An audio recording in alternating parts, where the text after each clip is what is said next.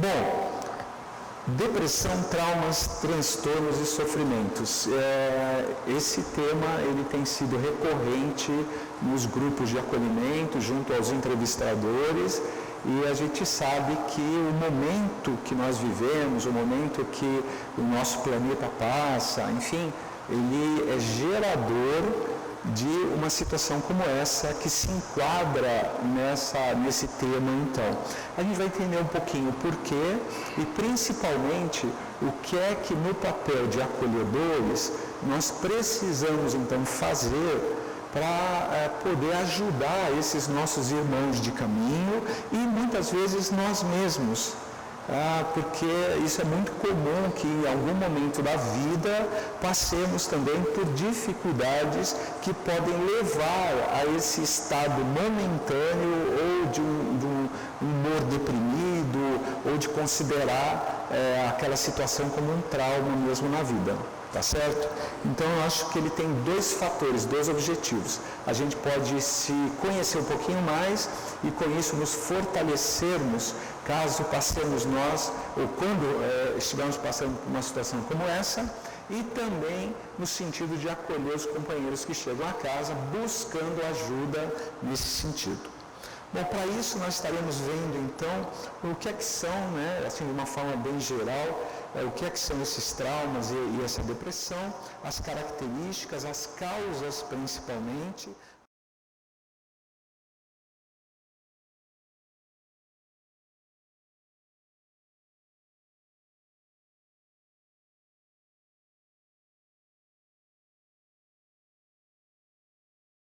A visão espírita. E aí lembrando sempre a importância dos 3 passos principais no acolhimento. Então, o acolhedor, seja no momento da entrevista, seja naquele momento em que você é interpelado no corredor da casa espírita. Então, eu acho que nesse momento você já tem assim propriedade para compreender que muitas vezes você vai ser interpelado no corredor por alguém que está chegando a casa, que está buscando informações, mas que já vai apresentar fisicamente ou através das palavras essa necessidade de ajuda. E aí, a partir desse momento, não vale mais você simplesmente chegar e falar: olha, busca fulano. Então aquilo que veio até você pega e joga essa bola para o outro lado. Então, é importantíssimo que nós estejamos preparados e conscientes de que o acolhimento, ele acontece a qualquer momento, em qualquer situação. E então não é naquela função específica ou naquele momento específico. A importância de você estar preparado para prestar esse socorro e essa ajuda quando você for interpelado. Então, a situação do ouvir, a capacidade, o saber ouvir, o consolar através dos ensinos e dos esclarecimentos que a doutrina espírita nos traz e a orientação cabível e de ajuda para o caso que se coloca à nossa frente. Tá certo? Bom, a primeira situação que é muito comum nós encontrarmos é a da chamada melancolia, um estado melancólico, que é aquele estado de uma tristeza, aquele sentimento, onde já o corpo físico já mostra isso, Como é que ele mostra? Você vê a pessoa, ela já tem aquela condição de queda, ela já está mais ou menos olhando para baixo, você olha, tem assim uma falta de brilho, tem expressões mais comedidas, e isso permanece às vezes durante algum tempo, caracterizando então esse estado melancólico. Todos nós já vivemos isso daí, não é verdade? E muitas vezes está em função de olharmos para trás, de uma saudade de alguma situação ou de algum tempo vivido. Às vezes saudade de alguém que já se foi ou alguém que está distante. Então é muito importante a gente identificar e nós sabemos que, em primeiro lugar, todos nós passaremos por estados de melancolia. Todos nós. E isso não é problema em si, e isso não significa nenhuma patologia, ou seja, nenhuma doença, nenhum problema. Essa é uma condição humana. Assim como nós vivemos momentos de alegria, de satisfação, vivemos também momentos de melancolia. Então, isso é ser humano. Até aí não tem problema nenhum. A grande questão é quando isso se prolonga, isso permanece e ele pode se tornar crônico, porque aí sim ele é uma porta de entrada para aquilo que a gente pode chamar de uma ladeira, onde o ser humano nessa situação pode estar em condição de queda. E é isso que a gente vai ver para frente, então, nesse agravamento dessa situação. Tá? Então, todos nós vivemos esse quadro de melancolia, mas quando ela é frequente, constante e progressiva, torna-se crônica. Torna-se crônica. Então, nessa hora, quando você já identifica, porque essa é uma condição relativamente tranquila de você identificar. Você sabe quando você está falando com alguém que ele está assim ávido, ele está ansioso, ele está tiritando, ele está enxergando um futuro, ou quando você vai falar com alguém, essa pessoa, ela se mostra assim um tanto mais cabisbaixa e preocupada, e aí você começa a conversar 2, 3 minutos e essa condição ela permanece. Então esse já é o sinal para você de que perguntar nessa hora como é que tem sido esses últimos dias para ele, como é que tem sido esses últimos meses, se essa condição que você está enxergando, ela está existindo há muito tempo. Então isso você já consegue fazer na observação dos 2, 3 minutos iniciais. Por quê? Porque se essa for uma condição crônica, ela muito provavelmente vai partir, vai desencadear para um estado de depressão. E aí a depressão é uma coisa realmente que já está no campo da patologia, ou seja, é uma doença. E como tal, ela precisa ser, esse ser humano, esse irmão nosso, precisa sim de ajuda. E que bom que se ele está falando com você, é que ele está buscando ajuda. Então, estar buscando ajuda é um sinal muito positivo de saúde. De ainda querer manter essa saúde, ou de voltar ao estado de equilíbrio. Não vamos usar o termo normalidade, mas o estado de equilíbrio para aquele ser. E isso é muito importante. Agora, em relação propriamente dita quanto à depressão, só para vocês terem ideia de como é que está isso hoje, no Brasil e no mundo. O Brasil é líder mundial em transtornos de ansiedade e ocupa o 5º lugar em taxas de depressão. Hein? E você que achava que o país não estava em top de alguma lista, hein? Olha só. Olha aí, quem disse? Infelizmente, nós estamos nessa daí que não é muito bem vista, não é a melhor dos mundos. Agora, por que será? Por que será que nós estamos vivendo um momento como esse? E pior, a gente não está longe, a gente não está fora do contexto mundial. Para vocês terem ideia, segundo a Organização Mundial de Saúde, até 2030, 50% da população do planeta estará sofrendo de depressão. 50%. A gente está falando aí, não sei quanto seremos lá em 2030, mas hoje os pouco mais de 7 bilhões, então a gente está falando de 3 bilhões e meio de seres humanos encarnados que padecerão desse mal.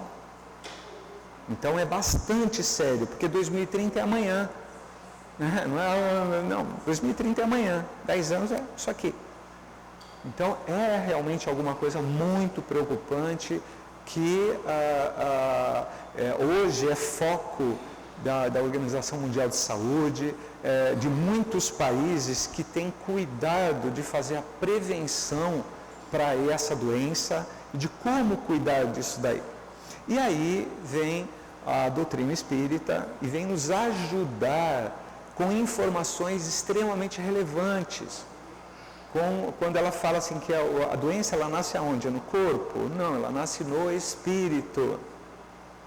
Então, ou seja, a nossa individualidade, por alguma razão, perdeu o equilíbrio. Perdeu o equilíbrio. E a falta desse equilíbrio, ela vai impactar, ela vai refletir no nosso estado geral. E a permanência desse estado de adoençamento, é claro que vai impactar o nosso corpo, vai impactar todo o nosso modo de vida, todo o nosso comportamento, porque essa é a característica dessa doença. Diferente de outras doenças, né? Você tem um problema lá no dedo do pé, né? Não que isso seja menos preocupante e importante, mas o impacto ele é localizado.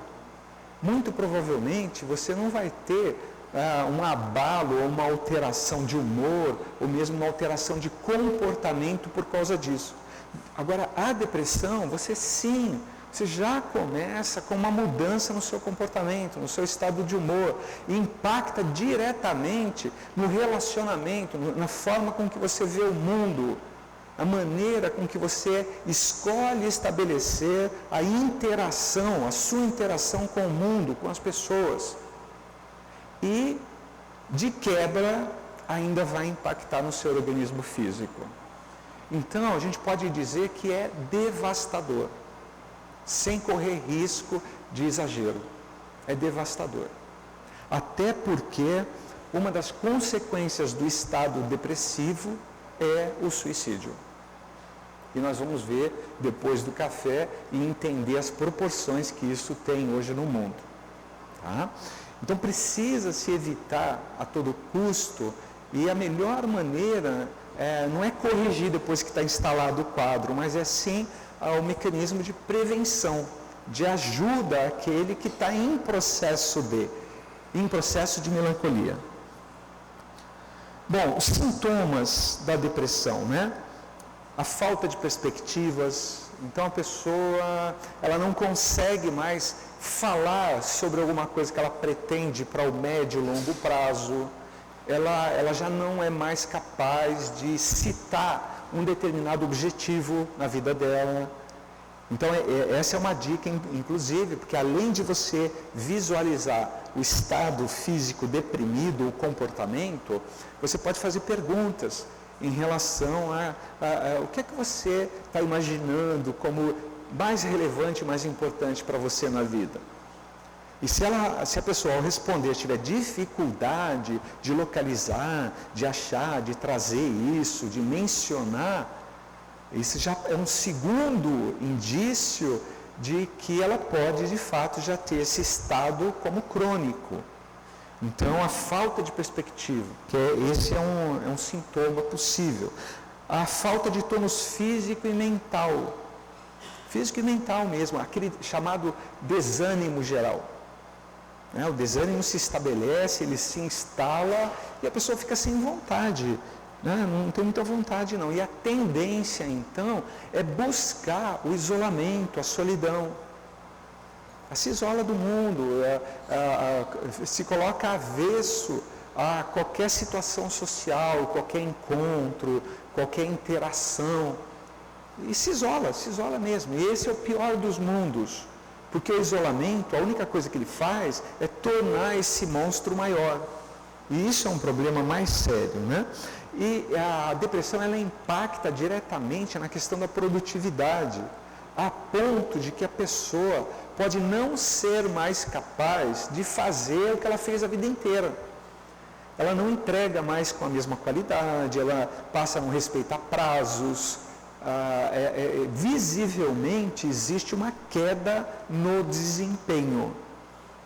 E esse é um traço muito significativo.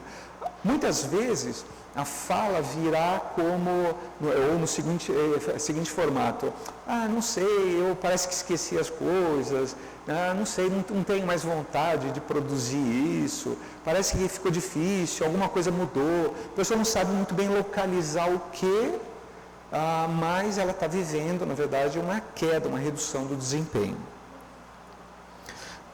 Enfim, para alguém nessa condição, a vida passa a rodar em preto e branco.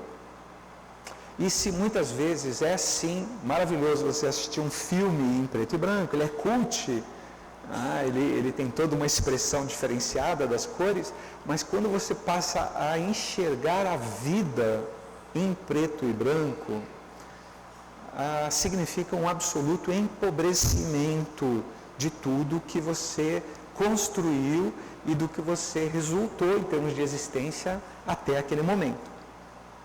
Então, imagine enxergar a vida em preto e branco. Fica muito complicado, não é? Então, imaginem a dor desses companheiros que vêm até uma casa espírita buscando ajuda. Com certeza, a vontade desses seres seria de gritar, urrar, pedindo socorro e ajuda.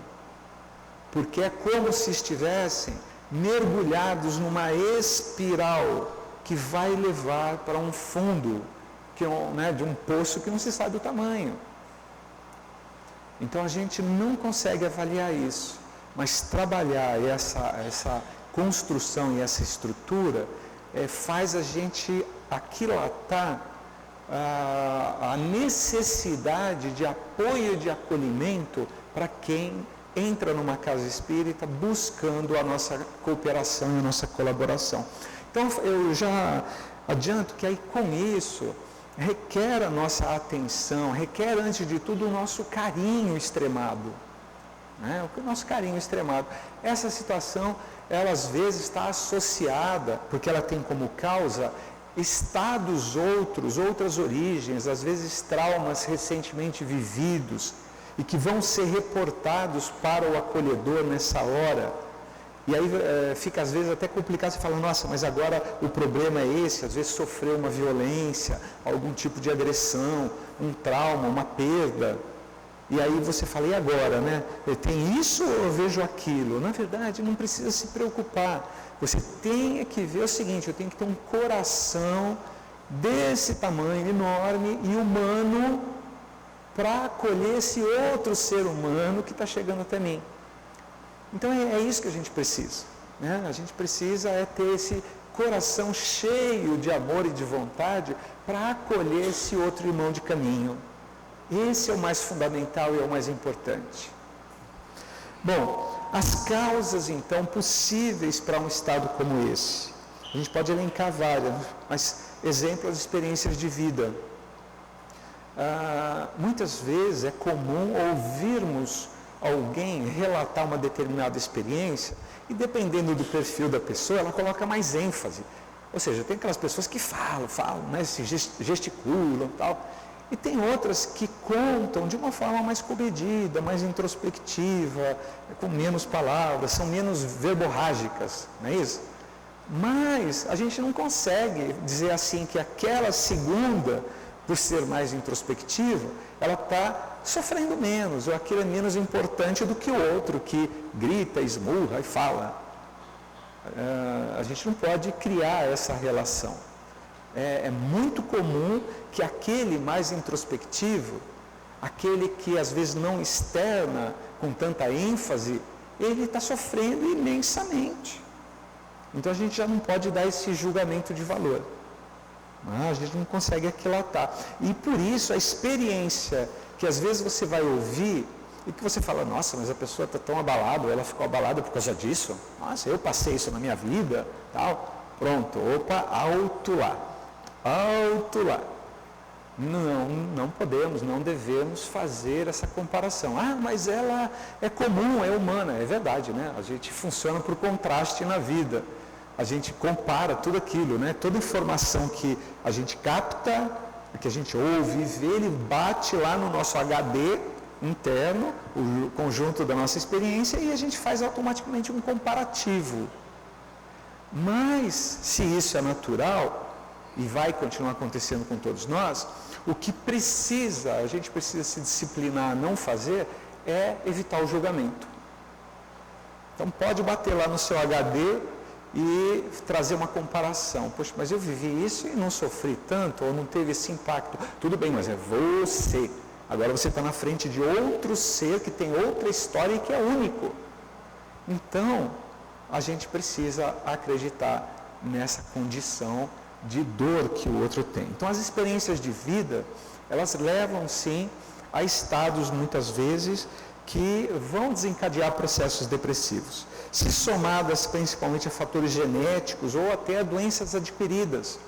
Hoje a medicina já sabe que aquele que teve um pai ou uma mãe oficialmente viveu um estado de depressão ou foi depressivo, ele tem uma chance maior de ser também depressivo. Então essa é uma pergunta, inclusive, que em algum momento você pode fazer para o acolhido, em um determinado momento, né, para ajudar na configuração, no contexto, ainda da compreensão, ainda no momento de ouvir. Então pode ser um fator a mais. Essas coisas todas, elas se somam, então, e levam, elas desencadeiam algumas consequências, como por exemplo os medos, das mais diferentes ordens, das mais diferentes formas e espécies. Então nós disparamos nesse processo aquilo que está na nossa construção biológica, né? Então o medo, a primeira emoção aí vivida por todos nós, pelo ser humano, né? Porque lá atrás a gente tinha que ter medo. Se a gente não tivesse medo, a gente ia virar refeição, né, para o outro. Então isso está instalado na nossa construção biológica e as nossas experiências todas de vida, convenhamos, só tem reforçado essa nossa condição. Então os medos são consequências dessa situação, bem como as ansiedades. Então essas duas coisas, elas acabam sendo resultante de situações como nós vimos, então muito comuns, que todos nós vivemos. Quem é que não viveu uma experiência de vida que pode ter sido traumática, e tem também um fator genético, ou passa por uma situação de adoecimento em paralelo? Essas duas coisas juntas, elas reforçam para jogar você para estados de medos e de ansiedade. A ansiedade hoje é uma tônica comum na nossa sociedade, qualquer que seja ela, independente inclusive de cultura, porque tem gente ansiosa na China, tem gente ansiosa na Europa, tem gente ansiosa aqui no Brasil, enfim, essa não é uma característica socioeconômica específica. Daí que, a partir do Espiritismo, a gente conclui que o momento que nós estamos vivendo, enquanto reencarnação, enquanto mudança, enquanto necessidades nossas de desenvolvimento, nós vivemos esses momentos.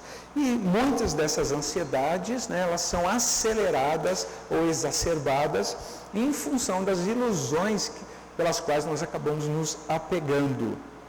Então esse estado de ansiedade, que é por sua vez gerador de dor muito grande, não é uma coisa simples de lidar. Para vocês terem ideia, lembram do Pequeno Príncipe? Se tu vens às 4 da tarde, desde as 3 eu começarei a ser feliz. Uma frasezinha singela, né? Ou seja, uma hora antes ele já começou a ter no seu organismo, primeiro psíquico, a viver aquele momento. O momento não está acontecendo ainda, mas a expectativa da chegada daquele ser já traz um estado de ou euforia ou alegria por aquilo que vai acontecer daqui a uma hora, que não aconteceu ainda. E naturalmente, a partir desse estado psíquico, ele desencadeia no organismo físico também uma série de alterações de funcionamento. O coração pode bater mais forte, né? Os hormônios são liberados para preparar esse organismo para esse momento de reencontro, de agitação. E essa é a característica do estado de ansiedade, de estarmos vivendo alguma coisa que ainda não aconteceu de fato. Fala sério, hein? Quando a gente pensa nessa definição, quem aqui poderia levantar a mão e falar assim, eu não sou ansioso? Então, esse é o primeiro sinal de alerta. Esse é o primeiro sinal de alerta que está na hora, sim, de nós cuidarmos, de nós fazermos alguma coisa para não evoluirmos para esse estado de adoecimento, esse estado patológico. Então, alguma ansiedade é possível você conviver. Porque a ansiedade na prática, o que ela faz é uma aceleração do mecanismo biológico e psíquico, emocional. E agora pensa um carro que você vai dirigir e o motor que foi preparado para andar a 2.500, 3.000 rotações, você coloca ele para funcionar sempre a 6.000 rotações. Imagina, esse é o estado do ansioso. O motor está sempre acelerado, gastando mais combustível, mais energia, ou seja, diminuindo a nossa bateria vital. Então, cuidar para que a gente viva o momento. Se estamos aqui, vamos ficar aqui. Vamos aprender a... Não, peraí, a preocupação eu vou reservar algum tempo do dia para cuidar dela. Porque se você não fizer isso também, ela não vai te abandonar. Os fantasmas vão ressurgir.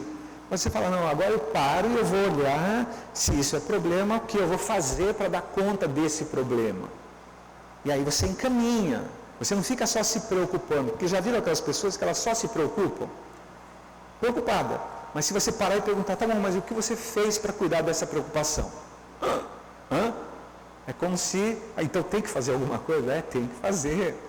Não adianta só se preocupar. Preocupar é manter o motor acelerado, gastando energia, combustível.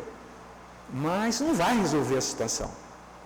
Então, precisamos, e essa é uma forma preventiva importante para a gente se cuidar. Motivos, então, de todo esse estado, né, de ansiedade que permeia o nosso momento aí. A insatisfação. Nós temos uma constante insatisfação com as coisas, principalmente com o que temos. A gente nunca está contente com o que tem. A gente acaba usando os referenciais externos como sinalizador, como termômetro de sucesso, termômetro de felicidade, termômetro de realização. Então, será que não está na hora de olharmos os nossos indicadores? Será que eles são bons indicadores? E aí, dentro da doutrina, né, a pergunta que vai direto a essa questão é: estamos trabalhando para nós, seres espirituais, ou continuamos trabalhando para esse corpo que está aqui na Terra? Vivemos para a vida em espírito ou estamos vivendo para essa vida mundana, que sabemos ser passageira, né? Mas não menos importante, porque é daqui que nós escalamos, ou teremos condições de escalar condições melhores. Então, a insatisfação, tantas e tantas vezes, ela vem da maneira, daquilo que nós colocamos como alvo, como foco na nossa vida. E aí você, acolhedor, também sabedor disso, pode fazer perguntas ainda na hora do ouvir para o acolhido sobre o que é que ele está colocando no pedestal da vida dele. O que é que ele está colocando como pedestal? Aquilo que ele está colocando como pedestal, ou seja, se ele estiver simplesmente vivendo para atender às rotinas mais comuns, é grande a chance da frustração. É óbvio que ele vai se frustrar. E como nós já vimos, cada um lida com a frustração de formas diferentes. Aquilo que para você tiraria de letra, de frente, o outro pode não conseguir mais caminhar frente a uma determinada frustração. Então, a sinalização de que a insatisfação leva a estados como esse. A outra, a ausência de relacionamentos plenos. Relacionamentos plenos. Leonardo da Vinci dizia o seguinte: o homem deveria lutar por deixar mais do que fatos que são apenas nuvens de fumaça na frente dos outros, mas deveríamos lutar para deixar memórias de luz no coração do nosso semelhante. Olha só, Leonardo da Vinci. O que será que ele queria dizer com isso? Porque somos passageiros, não somos? Então, nós precisaremos de construir coisas de sentido e de significado na nossa vida. Mas o quanto hoje as relações que nós temos, elas alimentam a nossa necessidade de afetividade. Hoje nós vemos que também aí as coisas são muito superficiais. muito superficiais. Nós continuamos atendendo uma agenda de rotinas e precisamos, então, privilegiar relacionamentos que nos tragam essa satisfação afetiva. Porque, enquanto seres humanos, nós temos necessidade do alimento afetivo, dessa troca. Precisamos trocar a afetividade com o outro, precisamos entregar a afetividade e precisamos trazer para a gente a afetividade. O fato dos relacionamentos não serem plenos, eles serem absolutamente... você não lembra, né? A gente vive contágios afetivos hoje, nada mais do que isso, e isso passa a ser um problema. A outra coisa também são as frustrações que nós vivemos na nossa vida e que a gente não consegue às vezes superar, né? Tem, em relação à frustração, né? Imagina que nós sejamos esse copo aqui, aí a gente passa uma frustração na vida. Bom, o copo ficou um pouquinho amassado, mas a gente dá um jeitinho ali, né? Limpa a cara, bate o pó, em algum momento ele volta. Mas dependendo da frustração que a gente passar na vida, o copo não tem mais como voltar à forma original. As frustrações e os traumas que nós vivemos na vida, muitas vezes vão fazer isso aqui com a gente. Vamos deixar nesse formato. E aí, como é que a gente sai dessa situação? Como é que a gente pode encontrar novamente na vida um sabor, uma forma, uma maneira de continuar? O termo atual utilizado para isso é a chamada resiliência. Já ouviram falar? A capacidade de ser resiliente significa você, mesmo nessa condição, você buscar uma recuperação. Então, esse copo, provavelmente, né, ele não vai ter mais aquela cara que ele tinha. Mas assim mesmo, ele pode continuar sendo utilizado pelo qual o objetivo ele se destina, a finalidade que, né, ele deveria cumprir, com algumas sequelas, com algumas marquinhas, naturalmente. Então, a resiliência é a capacidade de viver o trauma, viver a frustração, e mesmo com algumas quebraduras, algumas machucaduras, nós restabelecermos a condição de continuidade, de caminhantes aí para a nossa jornada, de continuadores da nossa vida. E é essa condição que todos nós precisamos restabelecer e que podemos ajudar o nosso semelhante a isso. Uma das outras consequências disso é a síndrome do pânico. Naturalmente já ouviram falar também. Tá? Síndrome do pânico. E a síndrome do pânico, a origem em geral, né, ela acaba buscando, a pessoa busca fugir dos problemas que tem.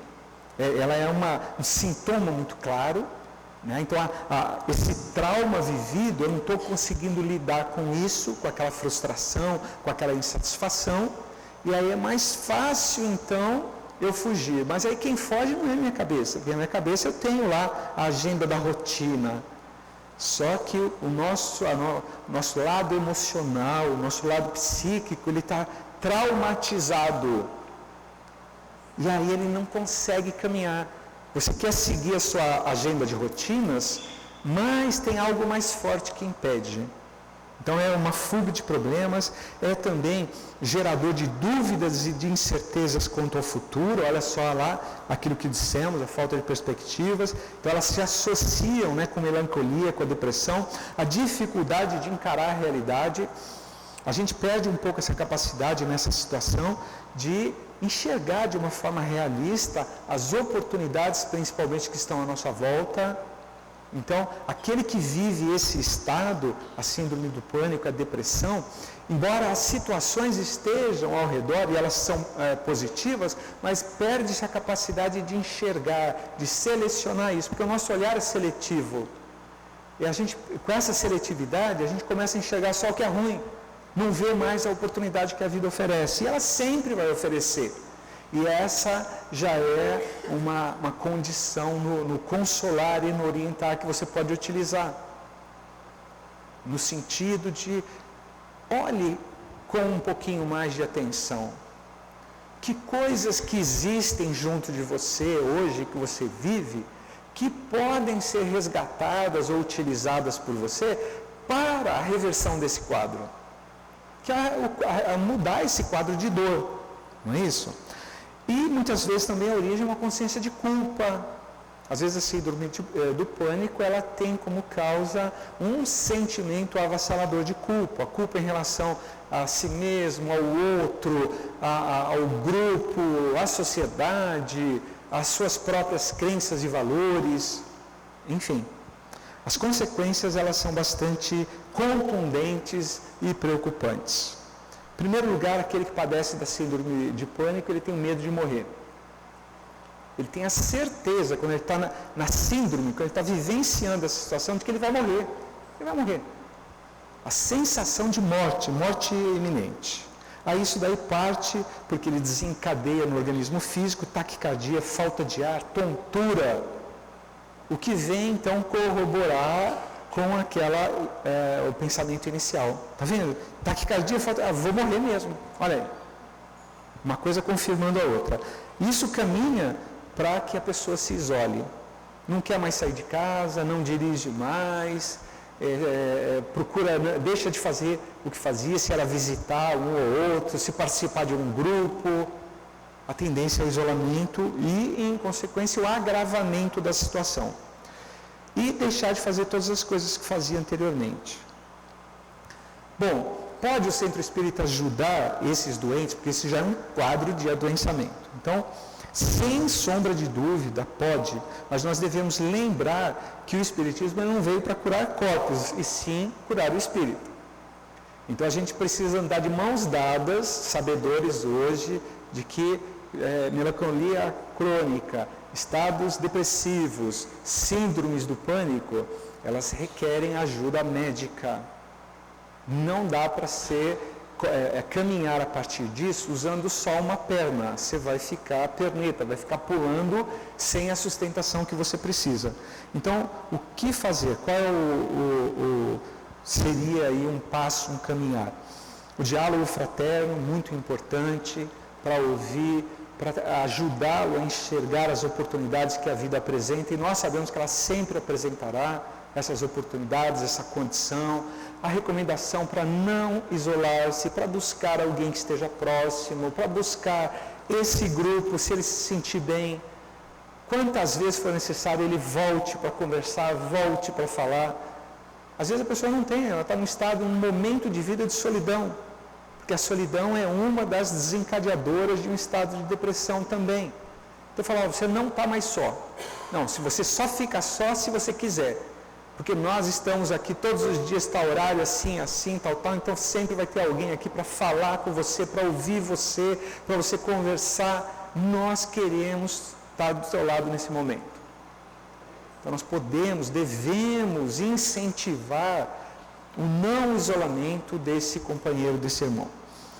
A recomendação de busca de um médico, precisa, não tem jeito. Nessa condição não tem como achar que vai sair sozinho dessa. Eu me viro, eu vou sair. Não vai sair sozinho e vai ter um agravamento, com consequências que às vezes são as piores. Então deve-se orientar a busca de médico. Mas não tem convênio, não tem isso, mas o serviço de saúde público, com as condições que nós conhecemos, mas pode sim oferecer ajuda nesse sentido. Sendo possível a terapia, imprescindível, estados de depressão, de síndrome do pânico, tem que fazer terapia, tem que ter ajuda de especialista, não tem como, precisa. Muito difícil sair dessa espiral e reverter essa espiral se não contar com uma ajuda externa. O centro espírita, ele vai ajudar no sentido de reequilibrar as energias, os fluidos desse indivíduo, trazer o esclarecimento através da palestra, através de todo o ambiente, através do tratamento fluídico que é o passe, através da conversa fraterna, ali presencial, olho no olho, onde ele vai sentir em você acolhedor, aquela ponte importante que muitas vezes ele já perdeu na vida dele, não tem mais na vida dele, que ele não tem mais com quem chegar, com quem falar, com quem fazer troca, e você vai ser essa ponte, com todo o tempo, com todo o carinho, com todos os ouvidos para isso. Então, isso traz um quadro que vai se complementando e que permite, sim, através dele, da revisão pessoal de comportamentos que ele tem adotado, a uma nova condição, a um outro estágio de equilíbrio. Então, isso é muito importante que a gente avance nesse sentido. Outra coisa que é muito comum hoje é o toque. Todos vocês sabem, transtorno obsessivo compulsivo, aquelas pessoas que têm manias, chamada mania. Então ela anda e ela precisa, para andar, precisa ser de um determinado jeito. Ela dá 2 passos usando o pé direito, depois ela pula um com o esquerdo. E ela vai abrir uma porta e tem que ser com aquela mão, daquele jeito, daquela maneira, porque senão ela acha que ela vai ser contaminada ou que vai acontecer alguma coisa ruim. Tem mania de organização, precisa estar tudo exatamente organizado de acordo com a lógica dela, é claro. Então imagina o que essas pessoas sofrem. Elas não percebem num primeiro momento, entendem, se rendem a essa condição, mas isso provoca um sofrimento muito grande, porque é claro que elas serão frustradas nessa tentativa de organização e de fazer um caminhar ou andar desse ou daquele jeito. É lógico. E aí, as consequências de isolamento e todas aquelas que nós vimos anteriormente. Muitas vezes as causas do toque têm a ver com transtornos da afetividade, hoje o chamado bipolar, então aquela pessoa que muda de humor, é uma exemplificação bem grosseira, mas pense em alguém que está alegre e no mesmo instante ele fica com raiva. Então tem uma mudança abrupta de humor. Insegurança, começa a ter medo de fazer, de arriscar, não faz, não arrisca, não mais nada. Pode ser também uma mãe castradora, que cerceava, não deixava caminhar, não deixava andar, não preparou. Então são algumas das causas. Ou uma supermãe, uma mãe super protetora também. Pode gerar condições como essa. Bom, a grande questão é que tudo isso afeta o sistema nervoso central. Então é quando o organismo psíquico e emocional ele já impacta no nosso corpo. E como é que ele impacta isso especificamente nessas doenças? Nós sabemos, o nosso cérebro, o funcionamento dele, e o funcionamento cerebral tem a ver com as chamadas sinapses, que são neurônios que se encontram para o quê? Transmitir, então os neurotransmissores passando de um neurônio para o outro, construindo a mensagem, a forma, a maneira de ver as coisas. Ocorre que quando nós chegamos nesse estado, ou de depressão, melancolia extrema, ou de síndrome do pânico, o impacto é tão grande que os neurotransmissores, eles têm um desequilíbrio muito grande.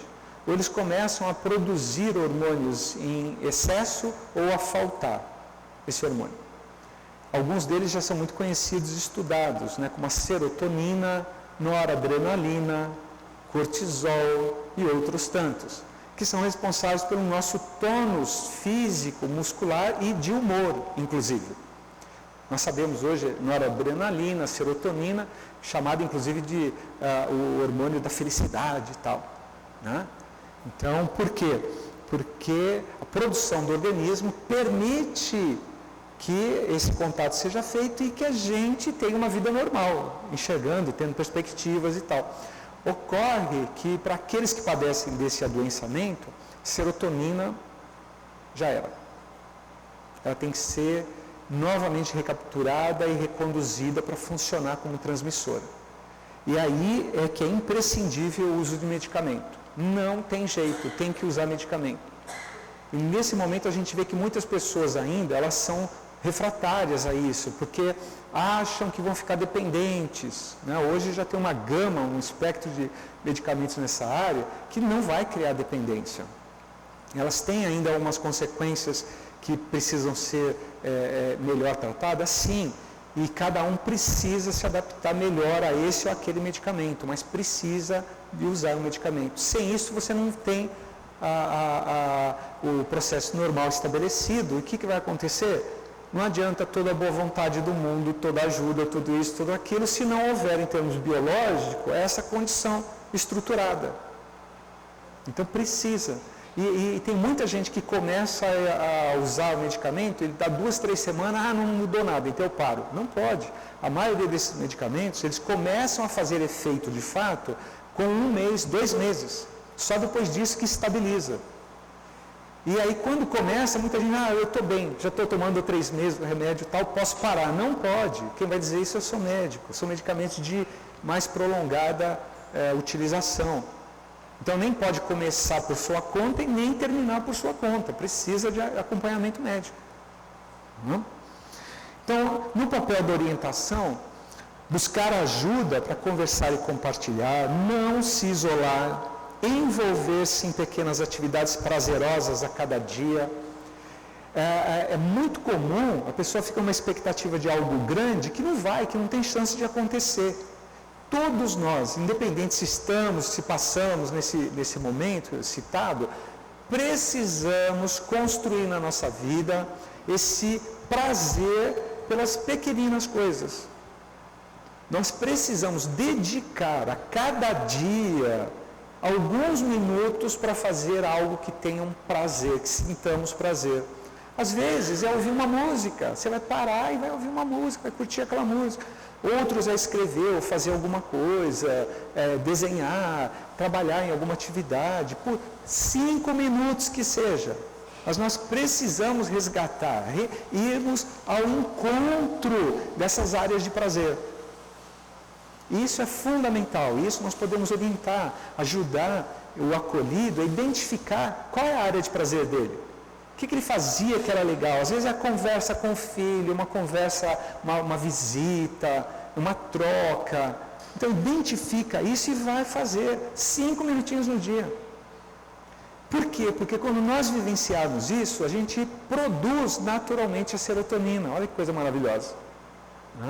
Então esse neurotransmissor ele é produzido no intestino, em grande escala. Olha só que coisa, né? Não é à toa que alguns médicos chamam o intestino como segundo cérebro. Então no intestino, nas plaquetas sanguíneas, no cérebro naturalmente. Então nós podemos induzir como alimentação adequada e saudável, exercício físico, são produtores naturais da serotonina. E quando você vivencia esses pequenos momentos de prazer, você induz essa produção. Outra coisa que também induz, ato sexual. Se for feito com amor, mais serotonina ainda. É muito importante, porque terá a vida dele, de forma geral, abalada. Então, cada um deveria buscar onde está a sua área produtora, a sua área de prazer. Nas pequenas coisas, nós podemos fazer isso. Também a meditação, o relaxamento, e, como já foi falado, a ajuda de médico e terapeuta. Na casa espírita, a oração para acalmar-se, vincular-se a Deus, estudar Jesus, rogar a proteção dos espíritos protetores. Então, à medida que o acolhimento ele for possível, algum acompanhamento, o retorno do acolhido, você, de alguma maneira, não virar um perseguidor dele, é claro, mas se interessar legitimamente, buscando saber como ele está.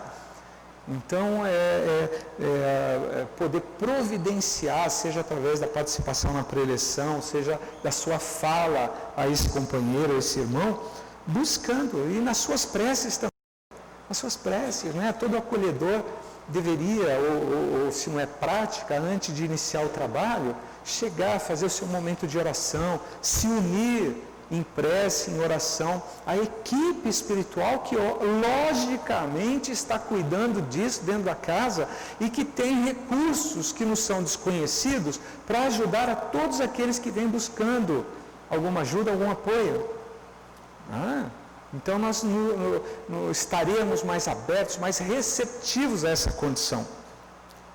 E o autoconhecimento com a participação de grupos de apoio, como o grupo da família, o SEAC, fornece, existem N atividades, muitas atividades, das quais ele pode participar. E aí é você, acolhedor, saber, conhecer essas atividades para poder orientá-lo na participação. sobre cada uma delas, dia e horário, o que acontece lá, como é que aquilo pode ajudá-lo, qual o desafio dele naquele momento. Então, conhecer essas atividades, porque muitos desses grupos irão responder dúvidas que ele carrega, às vezes é uma dúvida existencial. Grupo de estudos do EIOB, é um problema de relacionamento, grupo de apoio à família, grupo de estudos da família. Problema. Existem grupos, muitos grupos que merecem encaminhamento e ajuda, né? Estão aí para isso. E os estudos espíritas. E aí o que é recomendado não fazer? Desaconselhar. Desliga a sua televisão, pelo amor de Deus. Em casa a gente não tem o hábito de ficar vendo, mas outro dia, era 10 e pouco da noite, falei, deixa eu ver um pouquinho, o que está acontecendo nesse mundo, né? Vamos ficar tão alienado. Fiquei ouvindo, 5 minutos depois, falei, não, desliga que eu estou deprimido. Estou deprimido, porque não tem condição, né, hoje em dia. E há uma escolha, eles são seletivos, eles só escolhem o que é ruim. Eles só falam o que é ruim, o que não dá certo. Mas ninguém lembra que enquanto nós estamos aqui, quantas pessoas estão sendo acolhidas, quantos estão sendo atendidos, quantos pratos de comida estão sendo feitos e sendo levados para aqueles que necessitam, quantas boas ações em cada trabalho anônimo que está acontecendo nesse momento, todas as ajudas que não vão para a mídia, mas que elas existem sim, quantas descobertas no campo científico. Isso tudo não vem, mas ela existe, a gente só não fica sabendo. Então a gente não pode cair nessa armadilha. Então a primeira recomendação para o assistido é, caso você tenha uma televisão, desliga, vende, transforma isso em alguma coisa, muda, seja você seletivo, procura o que é legal, porque senão a gente entra numa rotina, num automatismo muito grande. E finalmente, nossa querida Joana de Ângeles, orientadora espiritual do nosso amado Divaldo Franco aí, e ela tem recomendações de como lidar com tudo isso. As 5 recomendações de Joana para o tratamento da depressão. A vida é bela, ache o propósito da vida. Qualquer que seja a sua idade, nós necessitamos de um propósito. Se você tem 85 anos e achou que já viveu tudo, mas aí o Espiritismo mostra que você só está numa partezinha da sua jornada. Então, que tal você fazer os planos para o que vem depois? Precisamos disso. É muito importante, é imperioso que todos nós tenhamos um propósito de vida, que faça sentido para a gente. Eu nasci para amar, preciso do outro e da permuta de sentimentos. Por isso, não vale se isolar. Nem que for para você ir para o parque e puxar conversa, estabelecer amizades, oferecer algum tipo de troca. Nós precisamos disso. Eu nasci para servir, fazer o bem ao próximo. Quem daqui pode dizer assim que não tem o que fazer para ajudar? Uma palavra amiga, um conforto, uma ajuda concreta, catar o documento, o papel do outro que caiu na tua frente. Não é só catar o papel, é mostrar para ele que você o percebeu. Você mostra para ele que ele existe, que você viu, olha, tem um ser à sua frente, você viu, enxergou, fui visto, olha aí. As nossas mensagens, aquilo que nós podemos fazer. O mal que me fazem não me faz mal. O mal que me faz mal é o mal que vem de mim. Olha. Emmanuel também fala, que nós fazemos mal para nós mesmos. A gente acha que faz para o outro, a gente faz para a gente mesmo. E aí Joana vem e nos coloca isso daí. A gente está tão preocupado com o outro, o mal que vai fazer isso, aquilo. Na verdade, é o mal que habita em nosso coração. E é esse que nós temos que reconhecer e extirpar.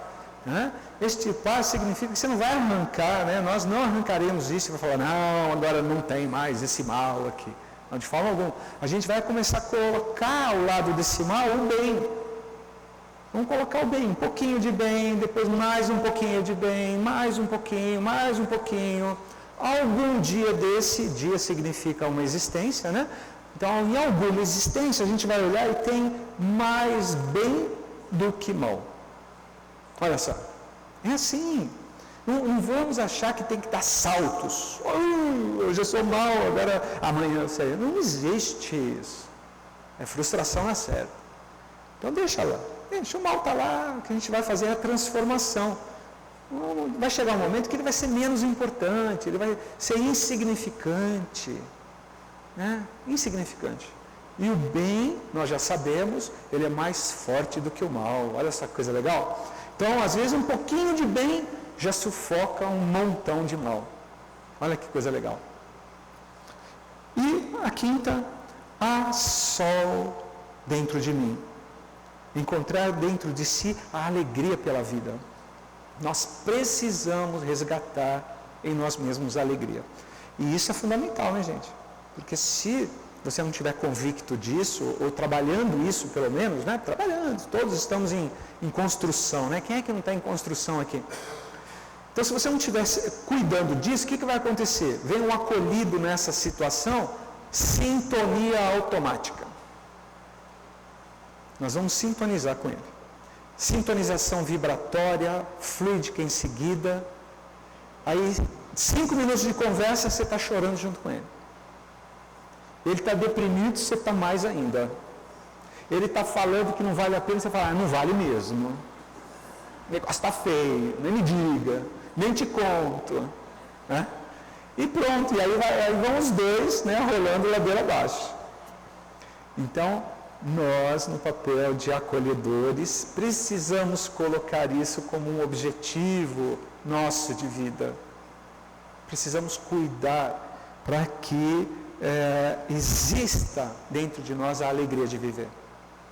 A gente precisa ser aquele que vai chegar no outro e a gente tem um brilho no olho. Tem um brilho no olho. Mas por quê? O que foi? Estou bobo de alegria. Mas por quê? Pela vida, estou vivendo. Isso já não deveria bastar para a gente? A fila está grande, quanta gente quer? E nós estamos aqui. Então, já que estamos aqui, por que não vamos aproveitar? Vamos aproveitar.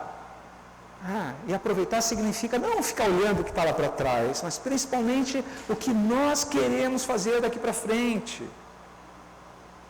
E é nessa mesma toada que nós vamos conduzir junto do nosso acolhido, para que ele queira olhar, sim, o que tem à frente.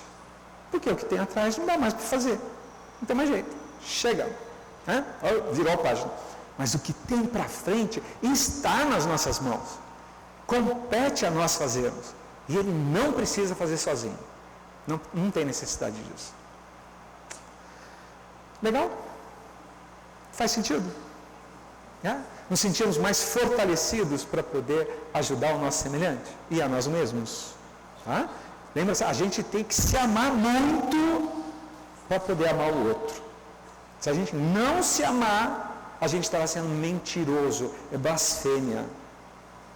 Querer entregar alguma coisa que não está dentro do nosso coração é loucura. Absoluta loucura.